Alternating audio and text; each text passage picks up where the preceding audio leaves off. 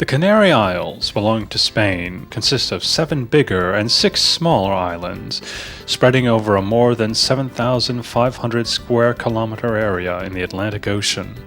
Due to their location, the islands have always been an important stage of shipping traffic between Africa, Europe, and America.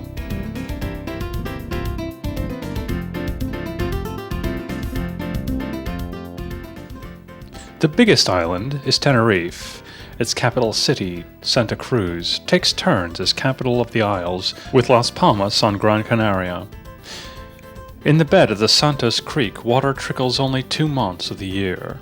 In fact, lack of water is one of the major problems of the islands, which is being solved by building reservoirs. That's why local people's endeavor to beautify their towns by landscaping and planting alleys deserves credit.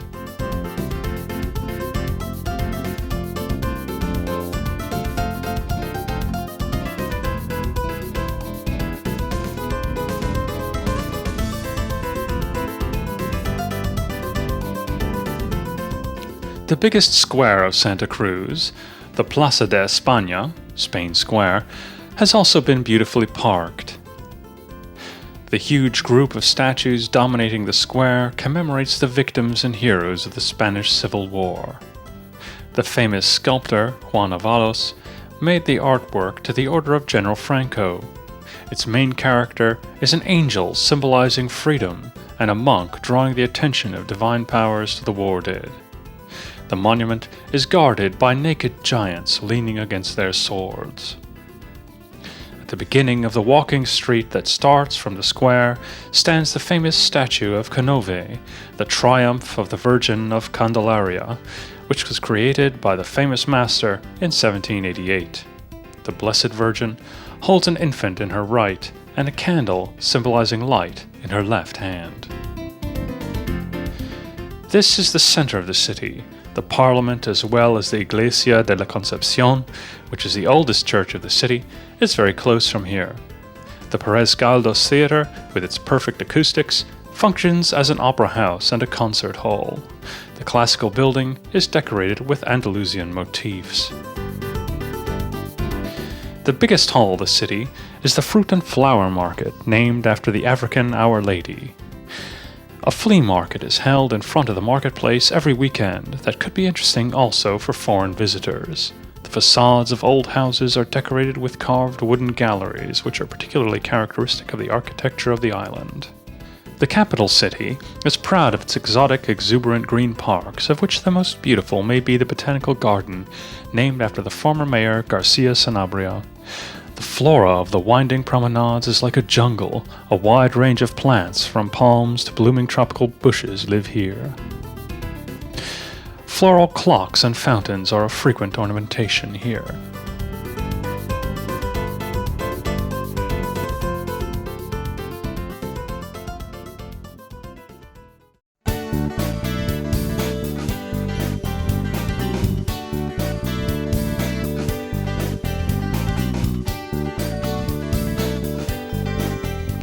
Las Teresitas, near San Andres fishing village, is well known for the fact that in 1975, 4 million sacks of Saharan sand were taken here to turn black volcanic gravel into golden yellow sand.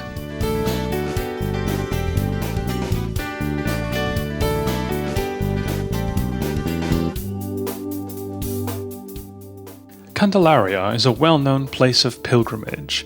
The little wooden sculpture of the island's patron saint, the Virgin of the Candela, was cast ashore here in 1390.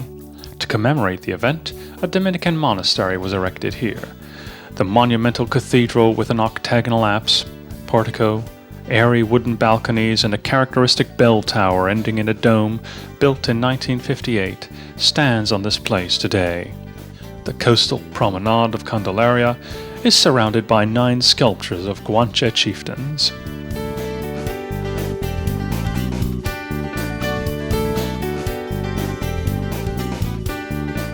Los Cristianos used to be a little fishing village, and the prettiness of past ages can still be tracked here. Yet, the little town is on a fair way to become the tourist center of Tenerife. Everything was built in favor of the tourists here. Luxurious hotels, terraced restaurants, shopping streets and shopping malls, casinos, bars and discos. Interminable lines of apartments run along the coastal promenades lined with palm trees. Apart from apartments, which can be rented for a short or longer period or purchased, several hotels can be found on the tourist resorts of the southern coast. From 1 to 5 stars, every category is on the palette. Residential houses to rent, however, are much rarer than in other countries. Furthermore, camping is not fashionable at all on the Canary Islands. Most of the pleasure boats leave from the harbor of Los Cristianos to, for instance, the rock world of Los Gigantes or Tamasca Bay. There are dolphin and whale watching tours to take photographs, diving excursions and fishing tours. Moreover, huge ferries also leave from here to La Gomera, El Hierro and La Palma.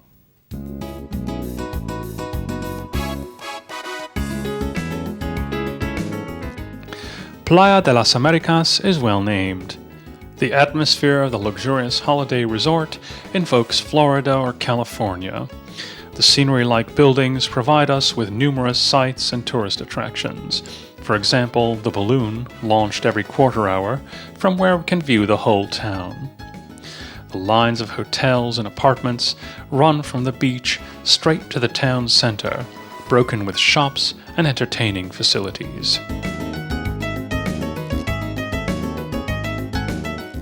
There are several factors contributing to the popularity of the Canary Islands. Besides civilized, arranged cities, well-built beaches also attract tourists. Pleasant weather is not negligible, nor is the hospitality of local people. And don't forget about the Free Trade Act of Queen Isabel, which made the area a custom-free zone. This didn't change after joining the European Union, so we can enjoy low prices and the convenience of paying in euros at the same time.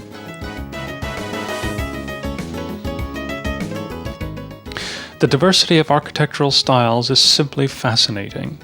The amazing mosaics of the shopping mall reflect the effect of the Viennese buildings of Hundertwasser, yet as if the spirit of Gaudi were slinking here. Like Las Vegas, where a prospering city was created out of the desert, Tenerife, suffering also from a lack of water, is also proud of its little pools, gargoyles, and fountains decorating the town. The Pyramidal Congress Center, decorated with rows of statues, gives home to a casino and a theatrical auditorium. In the latter flamenco evenings, parades and shows are presented. Of course, the building also has a hotel equipped with a swimming pool and tennis court, so participants of the congresses organized here have everything they need.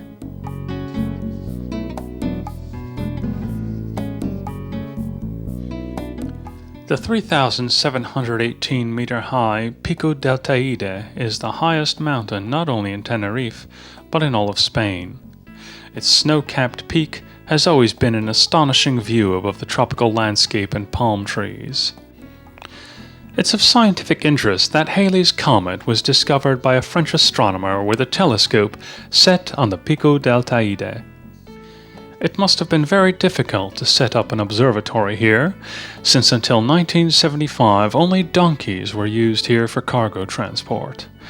The high-quality blacktop was built at that time. We're still far away from the peak, but the Serpentine up there offers an amazing view.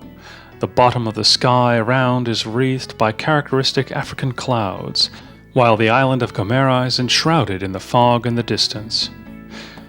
At our feet, we can see the Canadas Canyon. It is, actually, the place of a crumbled ancient mountain that exploded due to a volcanic eruption before the formation of Teide. The walls of the 45-kilometer-wide crater are 400 to 500 meters high. The clouds, blown by trade winds, hit the mountainside and warm up, forming precipitation. Therefore, on the right side of the island, the sky is often cloudy, while on the left side, we can calmly take pleasure in the sunshine. Snow melts only in the hottest summer months on Teide. Even the wind is stronger than down. Those who go there should take shoes and warm clothes to this excursion.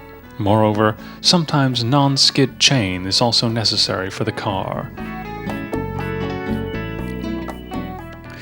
Teide National Park was opened in 1954. Since then, a park guard and a mountain rescue team have been operating here.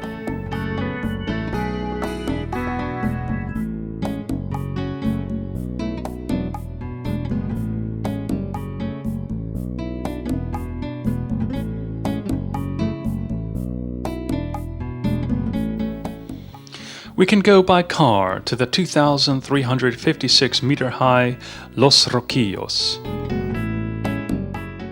From that point, a cable railway takes over. When the weather is nice, the 2.5-kilometer-long journey can be taken in cabins for 33 people. In the thin air of the mountain station, there is only a 163-meter-long walk to the peak. The Valle de Ucanca Plateau on the way down the mountain is a lunar landscape. Spanish and American filmmakers shot westerns and fantastic films here.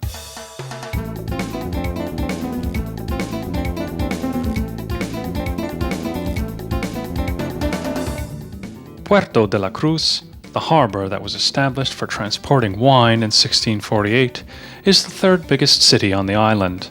However, from the point of tourism, it outshines even the capital city.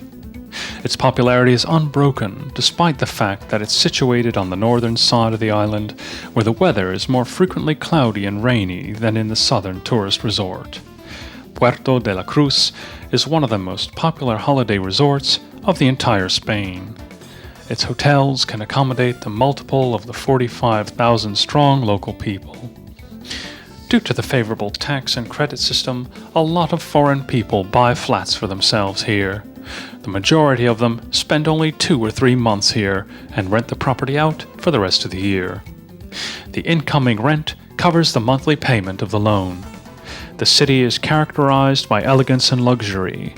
The beaches stretching far along the coast reach the neighboring settlements too, making them part of the complex holiday resort. The little coastal fortress, St. Philippe, was built of massive stones. Once it was used to combat pirates. William Blake, Sir Jennings, and Admiral Nelson, who, besides the battle, also lost his arm at Santa Cruz. Nowadays, an amazing view opens up from the fortress to the beaches. Because of the stony, rocky soil and the heavy surf, bathing is not a really pleasant experience here. Those who have more experience don't swim here, but in Lago Martinez swimming pool zone and leave the ocean to surfers and fishermen. The most photographed building of the city is the little white church, the St. Telmo Chapel. The name of Cesar Manrique, architect, has been famed for Jamenos del Aqua, the complex building of the lookout tower, swimming pool, and restaurant and the cave that can be found on Lanzarote. Instead of traditional swimming pools, he designed dull-edged amorphous artificial lakes, of which the biggest is 15,000 square meters. There are some islands on the lakes with bridges to lead there. Several facilities, sauna, solarium, bubble bath, and a wide scale of places of entertainment can be found in the park that's planted with tropical plants.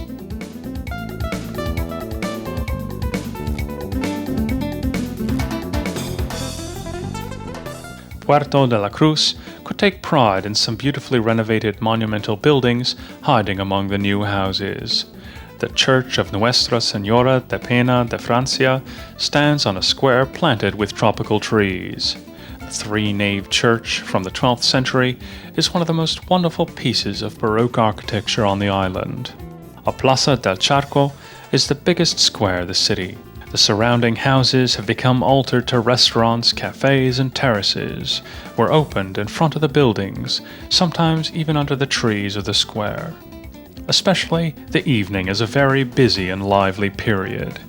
The intimate little restaurants offer local specialities, tapas and paella.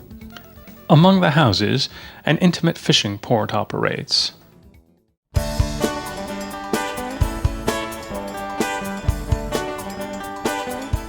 Loro Park is the liveliest zoo of the Canary Islands. An enormous sum of money and work has been put not only in the structuring, but also in the popularization. The name itself can be a little deceitful. There's much more to it than introducing 230 types of budgerigars. We can find several wild animals, such as gorillas, tigers, leopards, and crocodiles on the 5-hectare jungle-like area. The pavilion, furnished for the dolphins, is a unique attraction.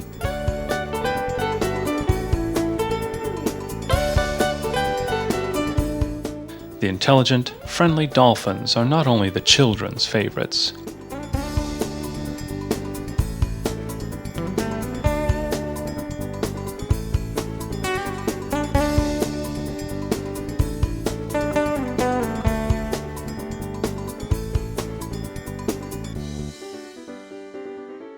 It's a gruesome experience to watch the bloodthirsty crocodiles from up close. The Palm House is the home of orchids and other exotic flowers.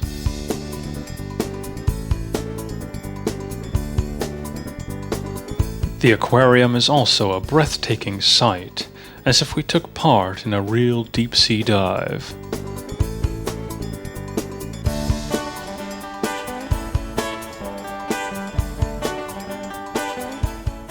The parrots want to prove that they're not only nice and colorful.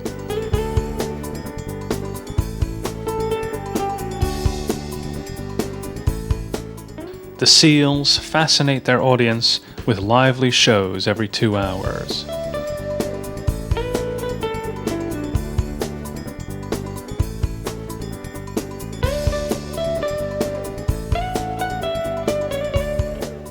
The former fishing villages near Los Gigantes and Playa de San Juan to Puerto de Santo have completely merged into one another, providing the tourists with comfortable hotels and sandy beaches. A lot of wealthy people visit the area of Los Gigantes by boat. Many of them have also bought a house here, in case the weather turns stormy. Behind the holiday homes, creeping up the steep hillsides above the harbor, rise the cliffs of giants menacingly.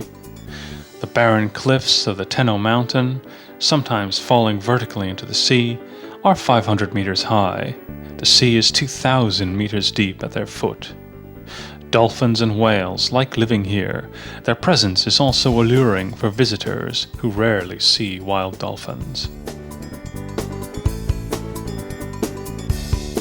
Despite its name, Gran Canaria is not the biggest one of the isles. It was simply the biggest island discovered at the time it was named.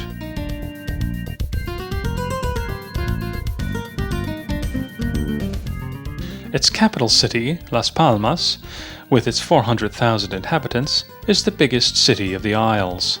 The part of the city situated south of the river Guiniguada is the Old Town. This is the commercial district of Las Palmas.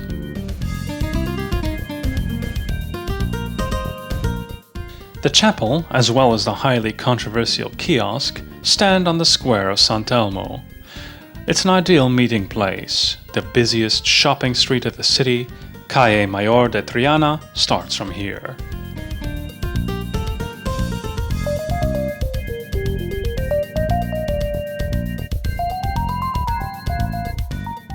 Every kind of business can be found here.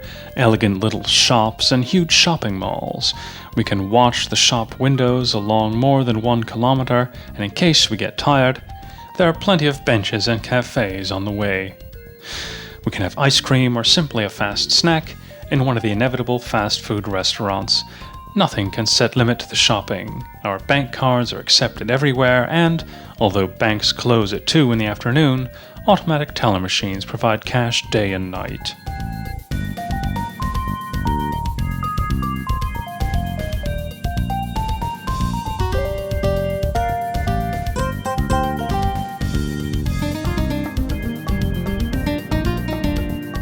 The most remarkable building of the old city is the Casa de Colón, or the House of Columbus, which, contrary to its name, has never belonged to Columbus. It was the palace of Pedro de Vega, the governor of the island. Columbus spent 4 weeks here as a guest of the governor when one of the 3 ships constituting his fleet, the Pinta, was damaged and was repaired in the harbor of Las Palmas. The interesting side of the symmetrical house is that all its doors and windows are different from each other. The wooden balcony and a prominent little terrace, screen and window shutter, lead glass and mosaic, Gothic stone frame and wrought iron bars, and carved ornaments. There's a lot to admire. The biggest ecclesiastical building of Las Palmas is the Santa Ana Cathedral. The 3-nave church with the 2 tower bells, like other cathedrals, took several centuries to build. When the work began, Gothic was the dominating style. However, by the time it was completed, Classical became fashionable. The front facade is the work of the famous local architect Lujan Perez. Opposite the cathedral stands the palace of the city hall, which is also of classical style that has been used only for representational purposes for a long time. On the square between the 2 buildings, 3 full-sized dog statues lie on their stomachs. It's probable that the name Canary comes from the Latin canis, or dog. The St. Francisco fortress is younger, but the Las Palmas fortress is much bigger. It was built to prevent the attackers who might pass beyond the La Luz fortress. The Dutch attack in 1599 was an example of this. Canary village was built up in Doramas Park.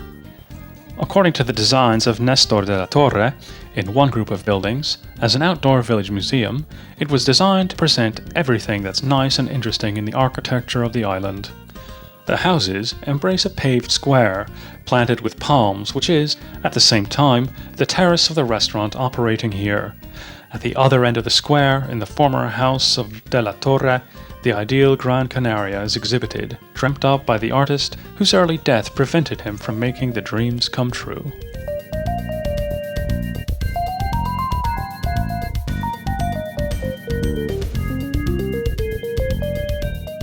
Arucas is the 3rd largest city of the island.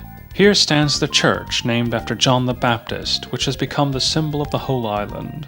The church, which is amazing even in its confliction, tells us about the glorious days of Gothic, its lanceted windows, thick colonnades, gateway offering the feeling spatiality, salient balconies, sculpture ornaments are reminiscent of the Notre Dame. The square with flowers and houses framing it provide a contrast to this masterpiece of the early 20th century.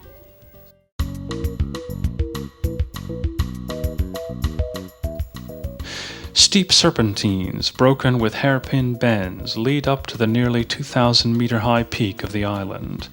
We have to clamber to heights of 600 to 800 meters, even near the coast. The view compensates us for the fatigue. Even a resting place for divers has been built at the most beautiful points. This scene is amazing. The mountain air is sharp and clear, and the sky is sparkling blue. The steep rocks play in the different shades of yellow, brown, gray, red, and black. In the cracks of the rocks, bushes with yellow flowers are in full bloom. Wild flowers and little palm trees grow in the lower part. Upper in the mountains, pine trees and evergreen bushes take over the power. However, several kinds of cactuses can also live here. We pass over little mountain villages, and we can soon take a glimpse of the most interesting member of the fancifully scalloped rocks, the Bentayga monolith.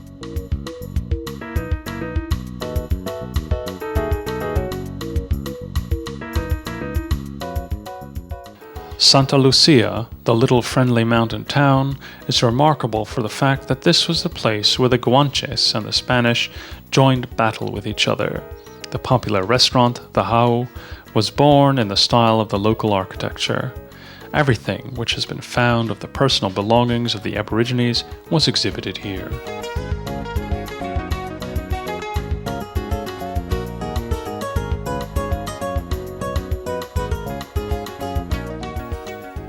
Artificial lakes have been created in the valleys for storing valuable fresh water.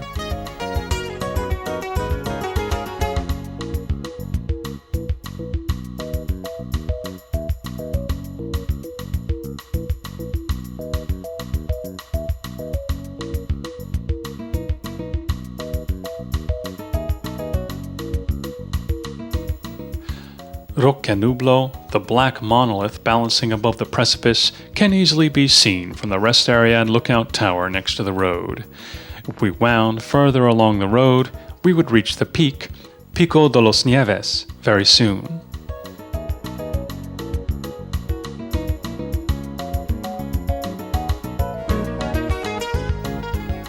It's not worth going on, though. The most beautiful view waits for us in Cruz de Teide. The village was given its name after the old stone cross erected here. Teide, the peak of Tenerife, the highest mountain of Spain, which is snow-covered all year long, can also be seen in clear weather from the terrace of the restaurant.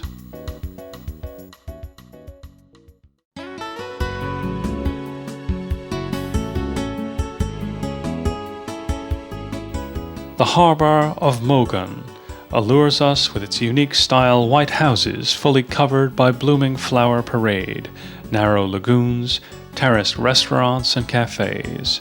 Considering the number of yachts swinging in the bay, not in vain. Here we can rent every kind of watercraft, from paddle boat to luxurious yacht. Moreover, cruises leave from here too. For instance, to see the wild dolphins. What else could be more romantic than sailing in the sunset, then having a candlelight dinner with champagne in one of the terraces of the harbour? According to the survey of Thomas Whitmore, of which locals are very proud, the residents of Gran Canaria are fortunate in living under the most pleasant climate of the world. Canary Island are called the Islands of Eternal Spring, which is, of course, understandable, since the average temperature in summer is 24 and in winter is 18 degrees Celsius. The average annual rainfall is 50 millimeters from June to September. However, there is not a drop of rain. The number of sunny hours reaches 10 a day in June and July, and 8 hours in April, May, August, and September. Talking about pre- and post-season is irrelevant on the islands.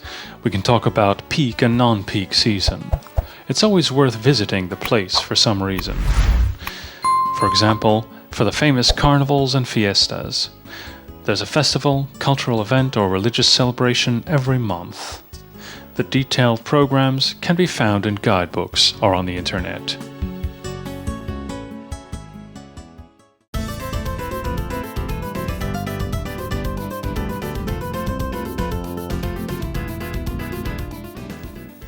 The protected bay of Puerto Rico is the training camp of the Spanish national sailing team, as well as the home of beginner or advanced surfers and yachtsmen. It's a real water sport, fishing and diving center with a big yacht harbor and an artificially filled sand beach. The formerly barren, steep rock walls are not even visible owing to the terraced hotels and apartments creeping up the mountains. The houses crowd in 4 or 5 lines between the water and the rocks. Like anywhere else on the island, building fever has grown to huge dimensions. A self-generating spiral of prosperity created by tourism can be seen everywhere. More money makes it possible to build hotels and new buildings, redecorate old ones, landscape the area, and build roads. This attracts even more tourists, who bring even more money, and so on. Who knows for how long?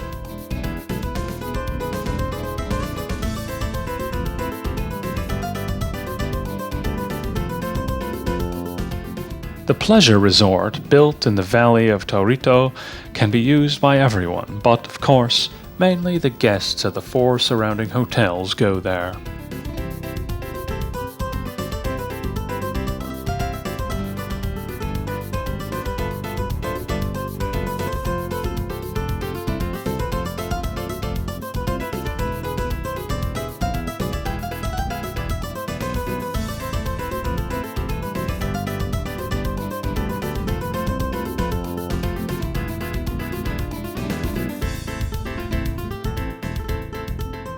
Like Loro Park on Tenerife, Palmitos Park strives to show plants, palms and cactuses, as well as animal species native to the islands on Gran Canaria.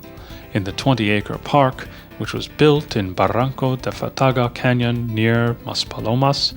Mainly the botanical garden is highlighted.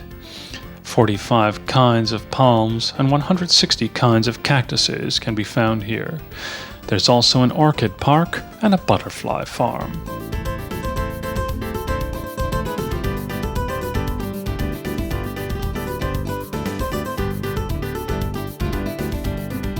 In the huge aquarium, 150 kinds of fish species swim. The site is made even more colorful by 1,200 birds.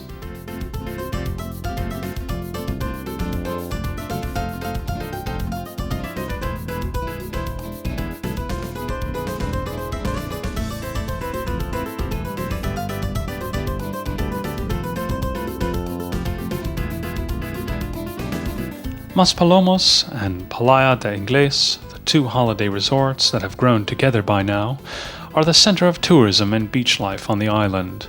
Most of the entertainment and sport facilities are concentrated here. There are slide parks and a fun fair, sport tracks, gaming rooms, hotels and shops.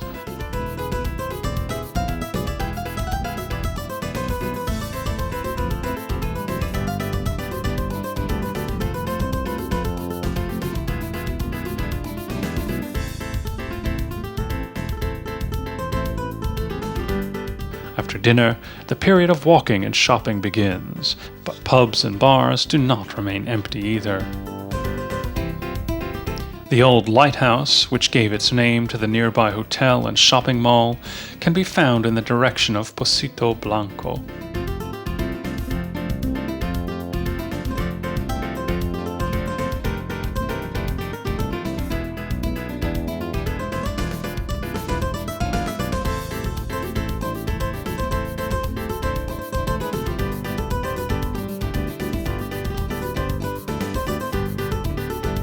The panorama promenade begins at San Agustin, and along the 6-kilometer-long sandy beach of Playa del Ingles that turns into the sand dunes of Maspalomas unnoticeably.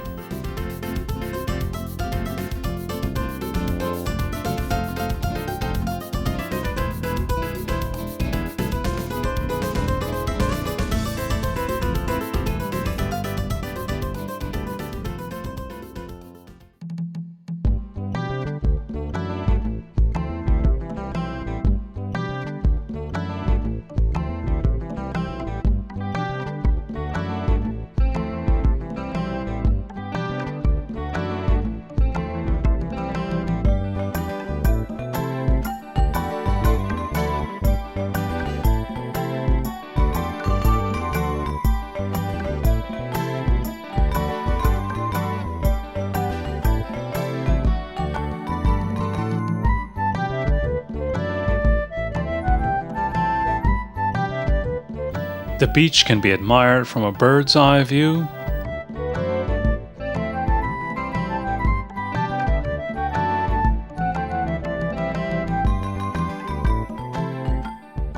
or by telescope.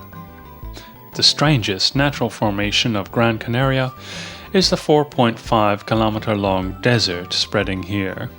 Sand has been blown in from the Sahara 250 kilometers away from here. The ever-changing wind-blown sand dunes remind us of a real desert. The dunes show a different image in the morning under the ferocious rays of the midday sun and in the light of the sunset. It's no wonder people like walking, taking photos, sunbathing, or simply lying on the sand. The little desert is a nature conservation area. However, newer and nicer hotels are being built with renewed effort in the vicinity. Self-supplying apartments equipped with a kitchen are the most popular and the cheapest among tourists. The majority of the hotels at the beach represent the luxury category. The most expensive and most elegant are the paradores, which were created in old cottages or castles.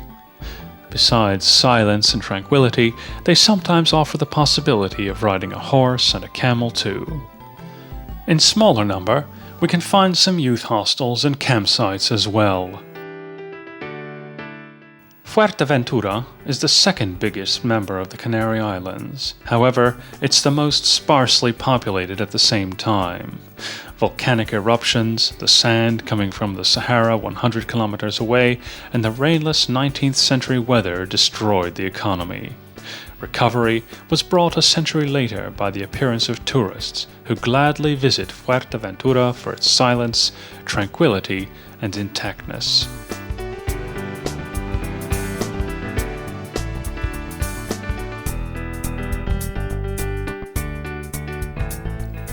The cool wind, called gota fria, often blows at the coast of the islands. This wind, and the waves lashed by it, attract surfers. Fans of the new sport kite also join them.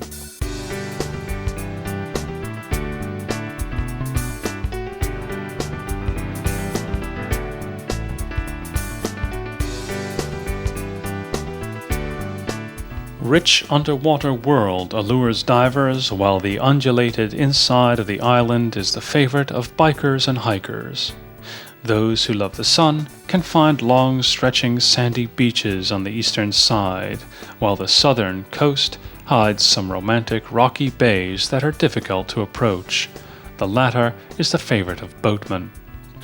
The group of islands is the most dynamically developing region of Spain that has turned from a peripheral area into a holiday paradise, able to take 7 million tourists a year.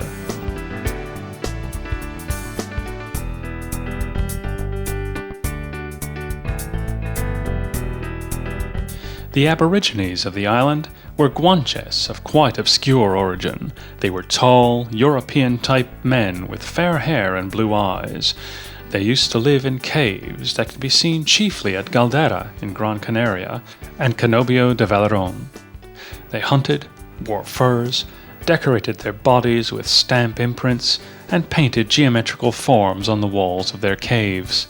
They dealt with herding, and due to lack of metal, they made their tools of stone or bone and embalmed their dead.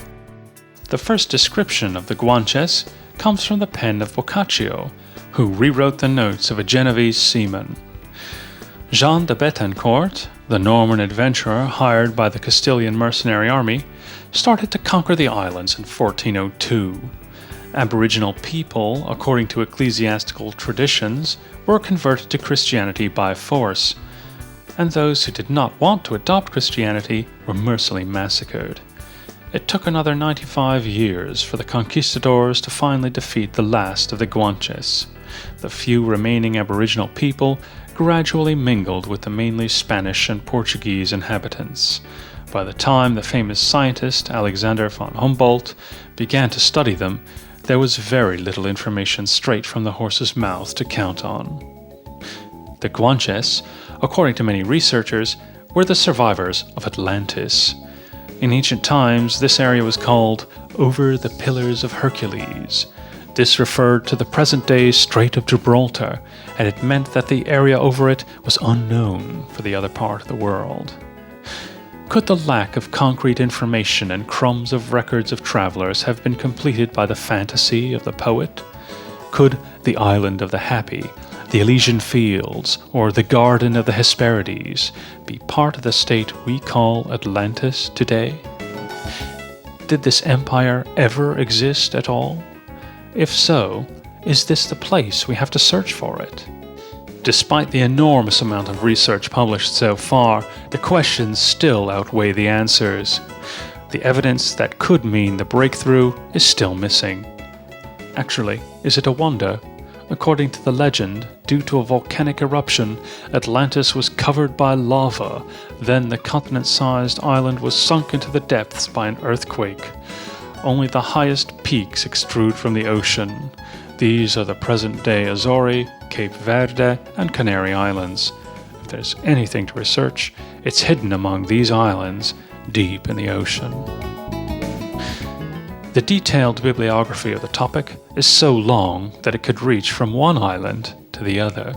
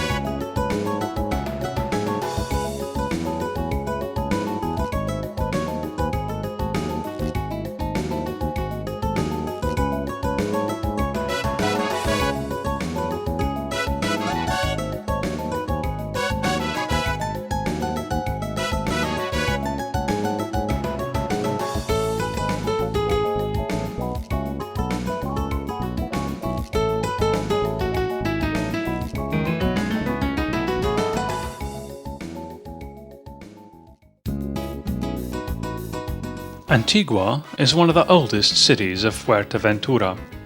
It was established by Norman settlers in 1485. They brought windmills in order to irrigate the islands on which they grew crops and fodder plants. They raised animals such as goats and sheep. Antigua, on the occasion of the 370th anniversary of its foundation, was made the capital. Before that, Betancoria, and after that Arequipe, received this privilege. The white church of Nuestra Señora de Antigua, with wooden vaulted and stone framework decorated with folk motifs, originates in this time.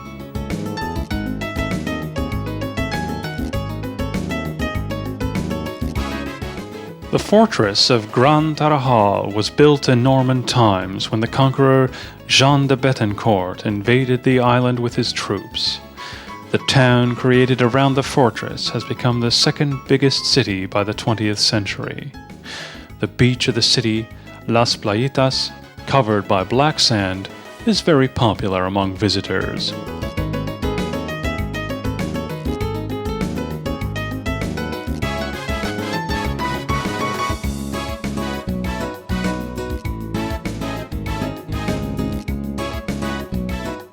The contrast to the beach of Las Playitas is the snow-white stripe of Andina Peninsula. This is the longest coast of the island. The summer heat is eased by a light breeze, which fills the sails at the same time. On the peak of the island, at the foot of the lighthouse in Punta de Andina, stands the biggest caravan park of Fuerteventura, the home of 21st century nomadic people.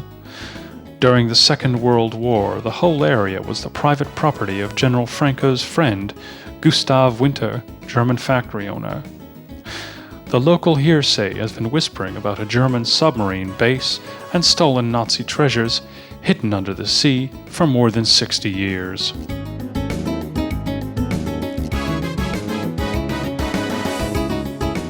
This area seems desolate even today.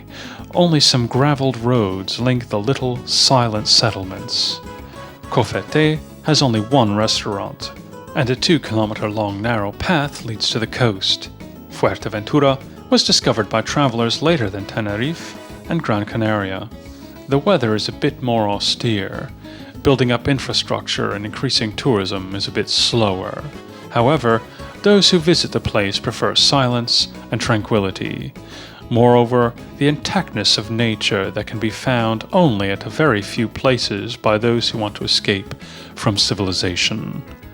Smaller members of the Canary Islands, Fuerteventura, Lanzarote, and Gomera, La Palma, and El Hierro, are oases like these. More outdoor village museums can be found along the way back to Betancoria. They show us the ancient folk architecture of the islands. In some of the redecorated farmhouses, little exhibitions were set up of the personal belongings of farmers and ranchers.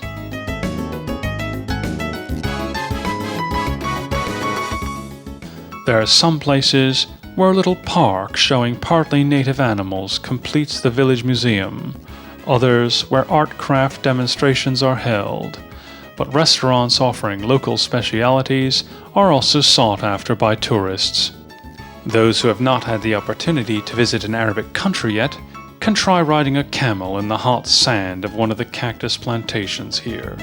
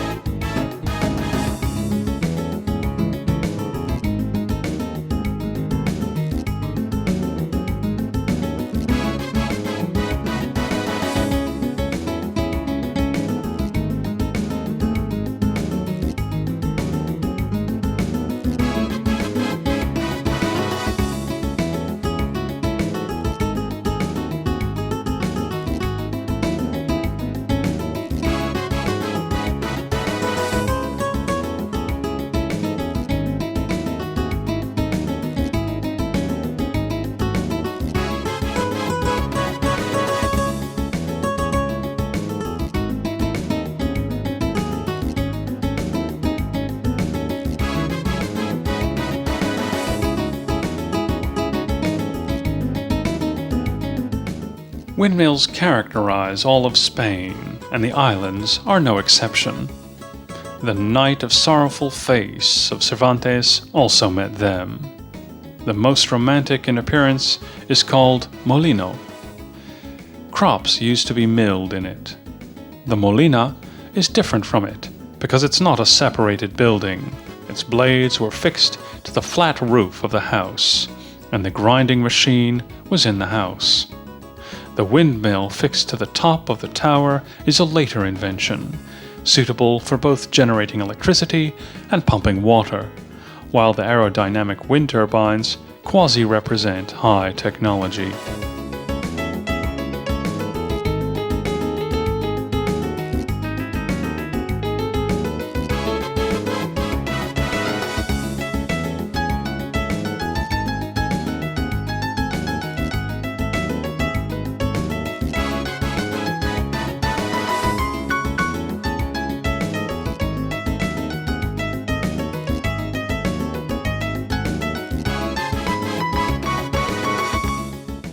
There are some operable old windmills too.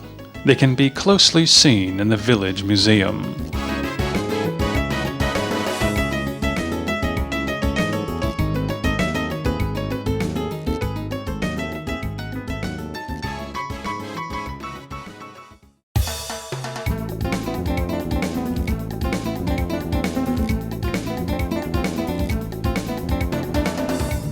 Corralejo is the most northern city of Fuerteventura. Its clear water is extremely rich in fish. Therefore, besides industrial fishing, it gives possibility to competition angling. We can also dive here. Furthermore, not only pleasure boats leave for the island of Los Lobos, but also glass floor boats to watch the underwater world. Moreover, ferries to Lanzarote leave from the colorful fishing harbor of Corralejo.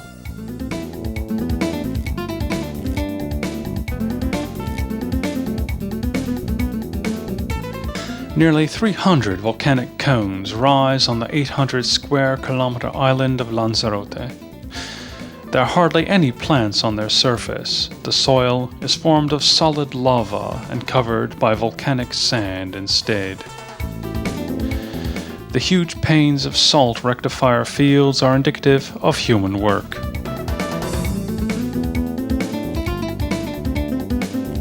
The diverse rock formations of the power of nature. The Canary Islands, our volcano peaks and crustal movement, push them up from the bottom of the Atlantic Ocean. As the Earth's crust leant along the fault lines, hot rock or magma flew out of the cracks. The members of the group of islands are in different phases of their geological development, the geologists said.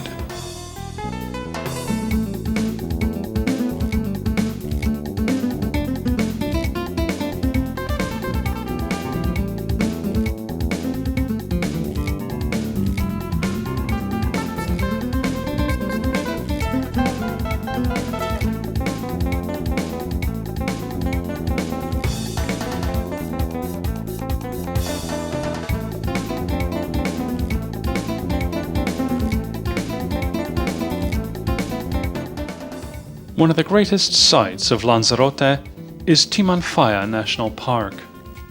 On the lava field caused by the eruption of 1736, you'll shudder with the fear aroused by erupting geysers and blazing fire in the rock cavities. Diablo Restaurant, designed by Manrique, is a unique experience where dishes are cooked using the still-active geothermal energy. It's better to approach the restaurant, as well as other sites, on camelback. Their hoofs, in contrast to a boot sole, can stand walking on the hot sand.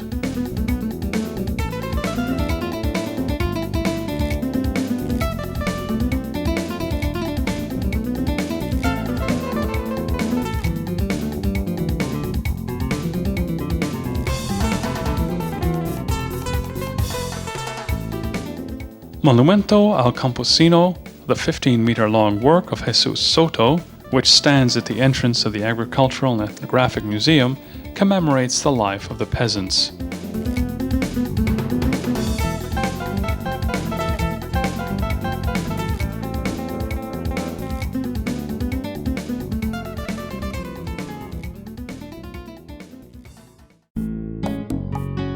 Teguise, which used to be the capital city of the island for a long time, was given its name after a Guanche princess, who was thought to have lived here with the nephew of the conqueror Jean de Betancourt, called Macchio. The historic buildings of the city centre are Palazzo Spinola, residence of provincial government, and the 15th century eclectic church of Nuestra Señora de Guadalupe. The beautifully redecorated buildings line tidy, flowered streets. It's worth visiting the place, especially on a weekend, when folklore and handicraft exhibitions are held here.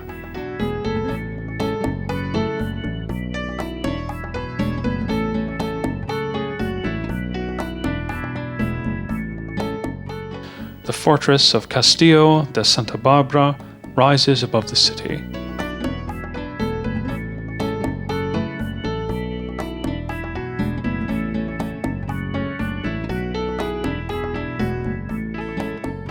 The white square houses of Haria in the middle of a palm grove inspire oasis of North Africa.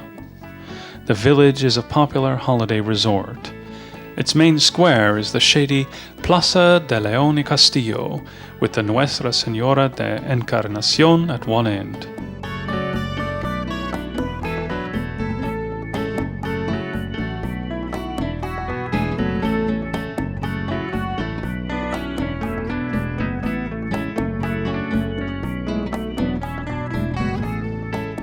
During the academic work of César Manrique, the protection of the natural environment and carefully planned development of the city were most important.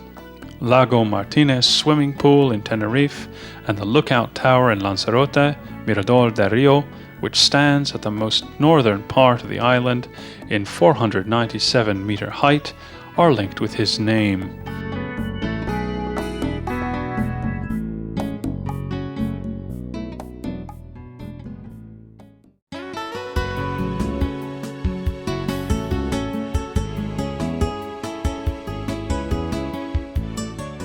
Jamenos del Aqua truly reflects the artist's attraction to multifunctional buildings and water. It's a system of natural underwater cavities and caves, where Manrique created an underwater restaurant and concert hall. The cave system and the salty lake in it are linked to the sea, so we can see the flux and reflux in it. However, that's not what it's famous for, but for its unique acoustics, which make it ideal for holding special concerts.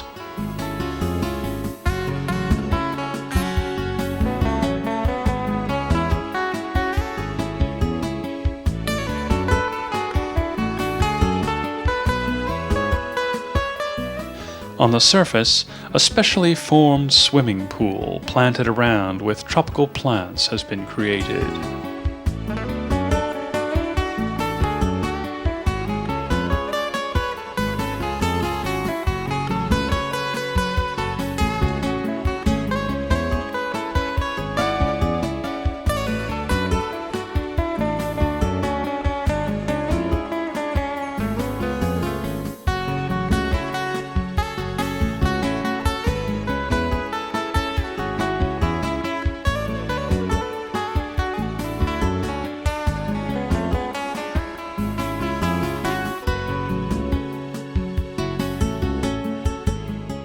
Arequipa, the capital city, is a commercial center that has very little to attract tourists.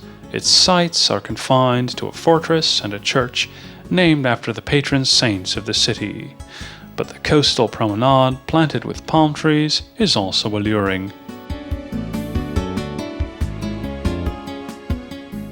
The Castillo de San Gabriel fortress was built on a little island and can be reached via a long suspension bridge.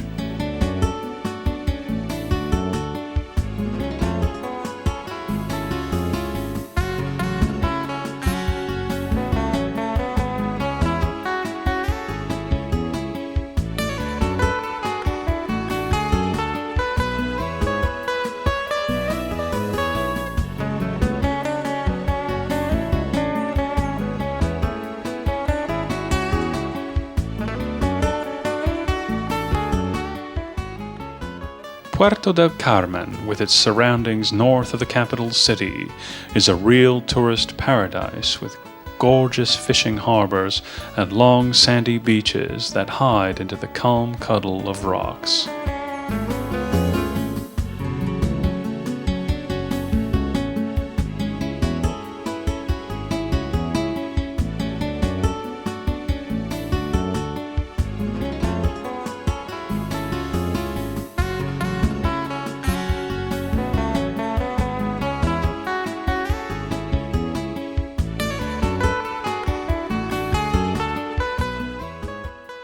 Let's have a last glimpse at these ever-shining islands that are so colorful and fascinating with their diverse landscape as if they were separate continents.